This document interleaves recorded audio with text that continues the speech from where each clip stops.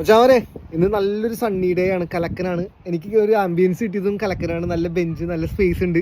അപ്പോൾ അതെ, നമ്മുടെ കയ്യിൽ ബുക്ക് ഉണ്ട്, ഒരു മാർക്കർ ഉണ്ട്. ഡ്യൂഡിയിൽ അങ്ങോട്ട് പഠിച്ചിട്ട് വന്നല്ല, കണ്ടോക്കിട്ടാ.